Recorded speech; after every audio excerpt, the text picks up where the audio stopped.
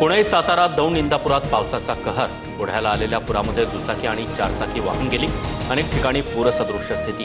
ग्रामीण भागामध्ये जनजीवन विस्कळीत. राज्यात जोरदार पावसाची हजेरी. बीडमधल्या शेतकऱ्याच्या 3 एकरमधील कांद्याचं नुकसान. कांदा गोळा करण्यासाठी चिमरोडीची धडपड, तर येवल्यामध्ये मका भिजल्यानं शेतकऱ्याचं नुकसान.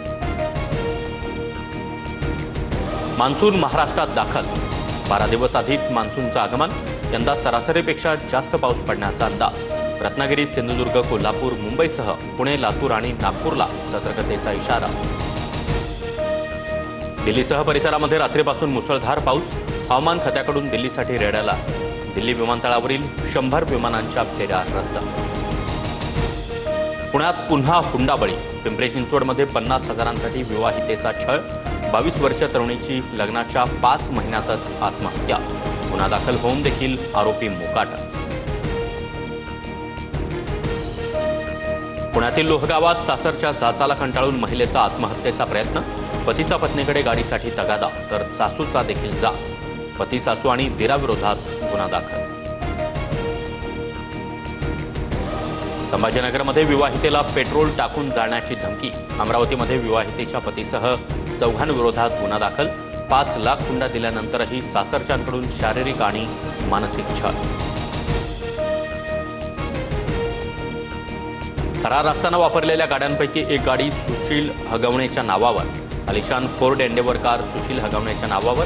फरार असताना हगवणेकडून एंडेवरसह बलेनो आणि थारचाही वापर. कसपटे कुटुंबाला धमकावल्याप्रकरणी निलेश चव्हाण विरोधात लुकआउट नोटीस. वैष्णवी हगवणेच्या बाळाचा सुरक्षेचा धोका निर्माण केल्यानं देखील निलेशवर गुन्हा दाखल. हगवणे कुटुंबियांचे बँकेतील लॉकर सील. हगवणे कुटुंबियांची पुणे पोलिसांकडून कसून चौकशी, तर निलेश चव्हाण आणि हगवणेचा शस्त्र परवाना रद्द करण्याचा प्रस्ताव.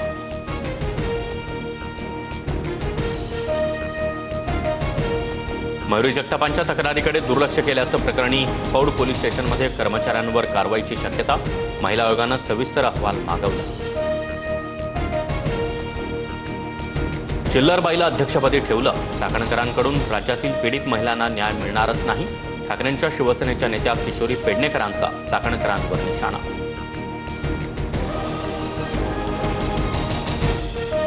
मनसेशी युती करण्याची चर्चा तर ती राज ठाकरेंशीच होईल.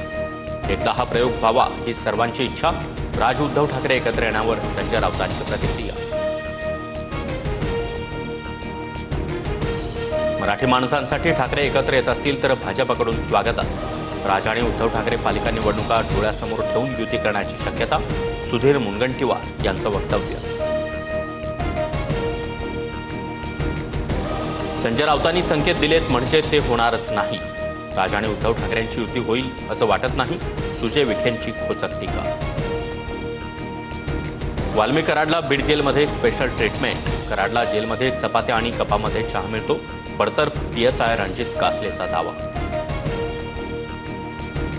वाणीवर संयम ठेवा. अनावश्यक वक्तव्य कोणीही करू नका.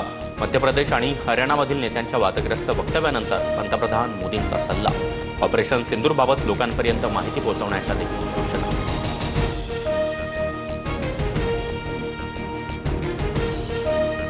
राज्यातील कोरोना रुग्णसंख्या 257 वर. मुंबईमध्ये सर्वाधिक 47 रुग्ण, तर 2 दिवसांमध्ये राज्यात 93 नव्या कोरोना रुग्णांची नोंद. आतापर्यंत ठाणे, बंगळुरूमध्ये कोरोनानं 2 मृत्यू.